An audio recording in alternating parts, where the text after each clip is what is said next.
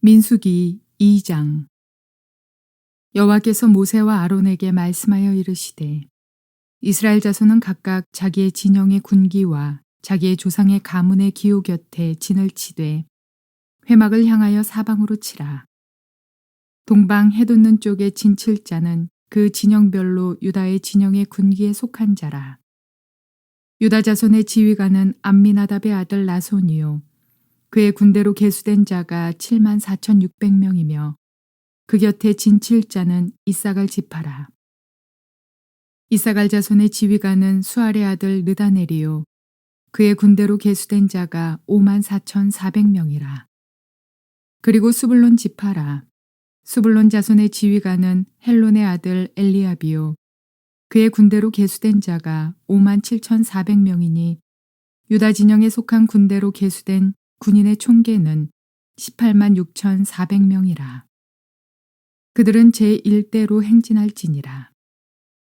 남쪽에는 르우벤 군대 진영의 군기가 있을 것이라.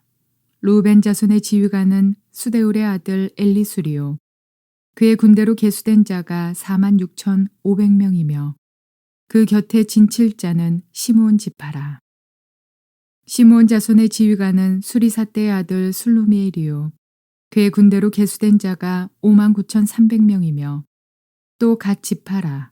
갓 자손의 지휘관은 루엘의 아들 엘리아삽이요 그의 군대로 계수된 자가 45,650명이니 루벤 진영에 속하여 계수된 군인의 총계는 151,450명이라. 그들은 제2대로 행진할지니라. 그 다음에 회막이 레위인의 진영과 함께 모든 진영의 중앙에 있어 행진하되 그들의 진친 순서대로 각 사람은 자기의 위치에서 자기들의 길을 따라 앞으로 행진할지니라. 서쪽에는 에브라임의 군대의 진영의 군기가 있을 것이라. 에브라임 자손의 지휘관은 암미웃의 아들 엘리사마요 그의 군대로 계수된 자가 45,000명이며 그 곁에는 므낫세 지파가 있을 것이라.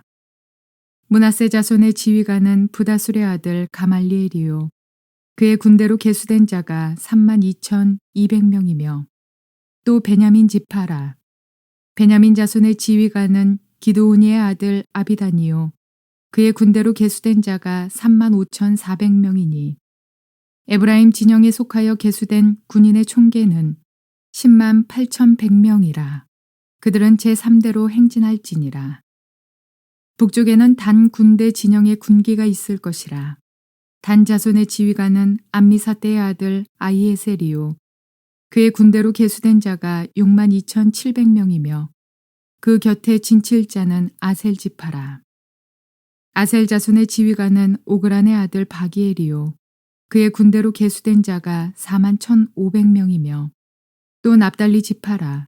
납달리 자손의 지휘관은 에난의 아들 아히라요 그의 군대로 계수된 자가 53,400명이니 단의 진영에 속하여 계수함을 받은 군인의 총계는 157,600명이라. 그들은 길을 따라 후대로 행진할지니라 하시니라. 이상은 이스라엘 자손이 그들의 조상의 가문에 따라 계수된 자니 모든 진영의 군인 곧 계수된 자의 총계는 603,550명이며 레위인은 이스라엘 자손과 함께 계수되지 아니하였으니 여호와께서 모세에게 명령하심과 같았느니라. 이스라엘 자손이 여호와께서 모세에게 명령하신 대로 다 준행하여 각기 종족과 조상의 가문에 따르며 자기들의 길을 따라 진치기도 하며 행진하기도 하였더라. 자, 오늘은 여러분과 함께 민수기 2장 말씀을 통해서 당신은 성막 중심의 삶을 살고 있습니까? 라는 제목으로 말씀을 전해드리려고 합니다. 우리가 잘 아는 대로 출애굽한 이스라엘 백성들이 그냥 광야를 걸어서 지나간 것이 아니라 그들에게는 매우 중요한 준비가 있었다는 것을 알 수가 있습니다. 출애굽하여서 그러니까 애굽을 떠나서 시내산까지 도달하는데 약 50일 정도가 걸렸습니다. 오순절에 율법을 받았으니까요. 그리고 이 시내산에서 약 1년간 머물렀다고 했습니다. 머무는 동안에 하나님은 자기 백성들을 광야를 본격적으로 들어가서 통과할 수 있는 준비를 시켜주셨습니다. 그 준비의 첫 번째가 십계명과 율법을 주었다는 것입니다. 하나님의 말씀을 따라 살 수 있도록 해 주신 것이죠. 두 번째로는 성막을 세우게 하셨고 성막에서의 예배의 삶을 가르쳐 주셨습니다. 자, 이런 두 가지의 가장 큰 준비, 말씀과 예배라는 이 준비를 거친 이후에 이제 민수기 1장을 살펴보니까 광야를 들어가기 전에 군대 조직으로 개편해라. 다시 말해서 이스라엘 백성들이 오합지졸처럼 각자 자기 뜻대로 광야를 통과해서는 광야에서 다 죽고 만다.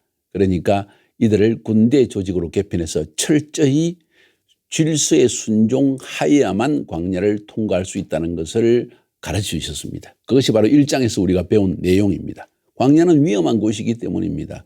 원수의 공격도 있기 때문입니다. 군대와 같이 질서정연하게 준비되어져 있는 그런 상태가 아니면 우리는 광야에서 쉽게 괴멸을 당할 수 있다는 사실을 성경은 우리에게 말해주고 있는 것입니다. 오늘 이 민수기 2장으로 넘어가 보면 이제 광야를 통과하는 이스라엘 백성들이 군대 조직이 갖춰지긴 했지만은 우리가 군대라는 강력한 힘의 조직을 가지고 이 광야를 통과할 수 있는 것이 아니라는 걸 알 수 있습니다. 여러분, 오늘날 광야와 같은 인생길을 어떻게 살아가고 있습니까? 단순히 교회 열심히 나가면 된다고 생각하십니까? 아니면 여러분이 개인적으로 하나님 앞에 확립해야 될 광야의 삶을 통과하는 자세가 무엇이라고 생각합니까? 그것은 바로 예배와 말씀 중심의 삶이라는 것입니다. 앞에서 말씀드린 것처럼 이미 시내산에서 하나님은 십계명과 율법을 주셨고 그리고 성막을 주셨습니다. 십계명과 율법이라는 것은 하나님의 말씀을 상징하고 성막이라는 것은 하나님의 백성이 하나님의 임재 속에 나아가는 길, 예배 속에 나아가는 길, 기도로 나아가는 자세가 무엇인지를 말씀한다고 했습니다. 레위기 전체를 통해서 길게 여기에 대한 설교를 해드렸고 아마 레위기 전체의 설교를 들은 사람은 적어도 여기에 대해서는 분명한 개념을 잡았으리라고 생각합니다. 민수기는 광야를 통과하는 구체적이고 실제적인 이야기를 담고 있는데 실제로 이 광야를 통과하기 위해서 매우 중요한 것이 무엇인가 하니 군대 조직을 갖추는 것이다. 첫 번째. 두 번째, 군대 조직조차도 이 12지파가 군대와 같이 광야를 지나간다 할지라도 그 군대 조직 안에도 하나의 분명한 영적 질서가 있다는 사실을 가르쳐 주십니다. 어떤 영적 질서입니까? 성막 중심으로 군대 조직이 움직여야 된다. 다시 말씀드립니다. 성막 중심으로 군대 조직이 움직여야 된다 하는 것을 가르치고 있다는 거예요. 오늘 1절 2절에 보면 여호와께서 모세와 아론에게 말씀하여 이르시되 이스라엘 자손은 각각 자기의 진영의 군기와 자기 조상의 가문의 기호 곁에 진을 치되 회막을 향하여 사방으로 치라. 이게 매우 중요한 하나님의 계시의 음성을 여러분은 잡을 수 있어야 됩니다. 각 진영의 군기대로, 진영이라는 것은 지파별로, 각 지파별로 지파의 질서를 따라서 자기의 지파를 벗어나서는 안 된다. 12지파가 있는데 각 지파는 그 자기의 자리를 지켜야 된다. 그리고 지파 안에서도 가문을 따라서 각 지파에 어느 집안 사람 이렇게 있겠죠. 옛날 고대 사회에서는 여러분 그 로마 시대의 전쟁이나 혹은 징기스칸 시대의 전쟁이나 이 전쟁들을 보면 한 군대 안에서도 한 민족의 군대 안에서도 많은 깃발이 존재한 거 보지 않습니까? 가문입니다. 가문. 자연적으로 형성되어진 질서가 있다는 거죠. 그러니까 광야를 진행하는 이스라엘 백성들이 지금으로 말한다면 각 교회, 각 교단 자기의 질서가 있다는 거죠. 그 질서 안에서 철저하게 움직여 나가야만 했다는 것을 가르치고 있습니다. 만약 우리가 G12 교회 혹은 제자와 교회의 개념을 든다면 교구장, 각 교구마다 서로 다른 특징이 있고 각 리더의 특징이 있다는 거죠. 말하자면 교구별로 깃대를 가지고 있다는 거예요. 가문의 깃발 혹은 여기서 말하는 가문의 기호. 이런 그 질서 안에서 이 광야를 통과하지 아니하면 우리는 쉽게 원수의 공격과 짐승의 공격과 여러 가지 배고픔과 목마름과 여러 가지 어려움 때문에 괴멸당할 수 있다는 것을 말하는 거예요. 근데 그것보다 더 중요한 것이 뭔가 하니 이미 존재하는 그 질서를 따라서 지파의 질서, 가문의 질서라는 것은 이미 존재하는 질서 아닙니까? 거기에 더해서 한 가지의 더 다른 점이 있다고 한다면 그것은 바로 성막 중심으로 너희들은 광야를 통과해야 된다. 광야를 통과하는 과정 속에서 그냥 성막이라는 걸 가운데 놓고 상징적으로 그냥 주변을 둘러서서 가라 이런 이야기가 아니라 항상 성막을 향하여 회막을 향하여 진영을 치라. 그 말은 회막을 늘 바라보면서 살아야 된다. 광야와 같은 인생길을 살아가면서 우리가 성막, 회막을 향하여 항상 산다는 것은 하나님의 계시의 음성을 늘 들으면서 살아라. 다시 말해서 쉽게 이야기하면 여러분의 교회가 여러분의 삶의 중심이 되어져야 된다. 혹은 좀 더 구체적으로 말하면 교회라는 건물을 잘못 생각할 수 있기 때문에 예배 중심의 삶을 살아야 된다. 성막 안에는 뭐가 있습니까? 법궤가 있습니다. 법궤는 뭐 하는 곳입니까? 계시가 있는 곳입니다. 여러분, 하나님의 계시가 흘러나오는 곳이 법궤라는 거예요. 그 계시가 흘러나오는 법궤를 항상 향하여 바라보면서 제사장과 레위인을 통해서 이 말씀을 배우고 하나님의 계시의 음성이 들려지는 대로 순종하며 살아가는 것이 바로 광야의 삶이라는 것입니다. 오늘 많은 성도들이 이 근본적 사실에 대한 분명한 인식이 없기 때문에 형식적으로 교회 나와서 그냥 주일날 끄떡끄떡 졸면서 예배드리고 그냥 교회에서 무슨 프로그램 한다고 하면 그때 조금 봉사하고 이것으로 신앙생활을 한 것으로 착각하는데 이것은 외적인 것이에요. 더 중요한 것은 교회를 통해서 하나님이 주시는 음성이 뭔가, 교회를 통해서 하나님께서 어떤 비전을 던져주시는가, 우리 교회가 어떤 방향으로 나가기를 원하는가, 이것을 분명하게 듣는 태도가 필요하다는 거예요. 그것도 매일 매 순간 회막을 향하여 다시 말해서 하나님의 음성을 들으려는 준비 가운데 깨어서 광야를 통과하지 아니하면 우리는 쉽게 그냥 교회에 속해 있으면 되지, 뭐 주일 예배 참석하면 되지, 이런 식으로는 이 광야의 삶을 성경적으로 살아갈 수 없다는 것을 이야기합니다. 하나님은 이 성막 중심으로 어떻게 12지파가 진을 형성해야 되는지, 그들의 진지를 구축해야 되는지도 분명하게 말씀해 주셨습니다. 네 방향으로 치라. 동서남북으로 진을 쳐야 된다. 동서남북으로 진을 치면서 어제 잠깐 언급했지만은 동쪽 진영은 유다 진영, 남쪽 진영은 르우벤 진영, 서쪽 진영은 에브라임 진영, 북쪽 진영은 단 진영, 이렇게 구성을 해라. 그러면 나머지 12지파 중에서 4지파 나왔으니까 나머지 8지파는 어디 갔습니까? 여러분, 그게 아니라 유다 진영에는 유다, 이사갈, 스불론, 르우벤 진영에는 르우벤, 시므온, 갓, 에브라임 진영에는 에브라임, 므낫세, 베냐민, 단 진영에는 단, 아셀, 납달리, 이렇게 4진영으로 구분해라. 여기서 놀라운 사실은 여러분이 자세히 살펴보면 이 동쪽에 위치한 유다 진영과 남쪽에 위치한 르우벤 진영은 유다, 이사갈, 스불론, 르우벤, 시므온, 갓인데 이 6명은 전부 야곱의 첫 번째 부인인 레아의 후손이라는 거예요. 그러니까 어쨌든 첫 부인입니다. 정실입니다. 첫 부인의 자녀들이 바로 이 동쪽과 남쪽, 그 당시에 동쪽이 가장 번영하는 방향이라고 생각했고 남쪽이 그 다음으로 번영하는 곳이라 생각했습니다. 오늘날도 마찬가지로 우리가 집을 잘 때 동남향, 남향 이 집을 찾지 않습니까? 아마 그 당시에도 그랬던 것 같습니다. 해 뜨는 곳이 좋은 곳이라고 생각했던 것 같아요. 아무튼 이렇게 해서 동쪽 진영은 유다 진영, 유다, 이사갈, 스불론, 남쪽 진영은 르우벤 진영, 르우벤, 시므온, 갓, 이 6명은 모두 야곱의 첫째 부인인 레아의 후손들입니다. 그 다음 서쪽 지역은 에브라임 진영이라고 칭했는데 에브라임, 므낫세, 베냐민, 에브라임과 므낫세는 요셉의 두 아들 아닙니까? 레위 지파 대신에 이 두 아들을 요셉에게 장자에게 주는 두 몫을 준 걸 볼 수가 있습니다. anyway, 그렇게 해서 에브라임, 므낫세, 베냐민 이들은 누굽니까? 라헬에게서 태어난 자녀들입니다. 나머지 북쪽 단 진영은 단, 아셀, 납달리인데 이 3명은 모두 바로 레아와 라헬의 여종들에게서 빌하와 실바에게서 태어난 자녀들이라는 걸 알 수가 있죠. anyway, 이렇게 해서 동서남북으로 진을 편성을 한 걸 볼 수가 있습니다.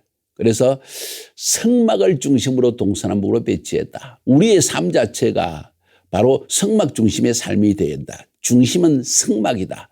다시 말해서 광야와 같은 위험한 곳을 통과하려고 할 때 우리의 삶의 성막이 중심이 되어야 된다. 예배 중심이 되어야 되고 말씀 중심의 삶이 되어야 된다. 이 성막 주위에는 레위 지파가 이 성막을 둘러쌌다고 했습니다. 성막이 있고 성막을 둘러싸서 레위 지파가 딱 진영을 치고 그리고 동서남북으로 나눴다는 것이에요.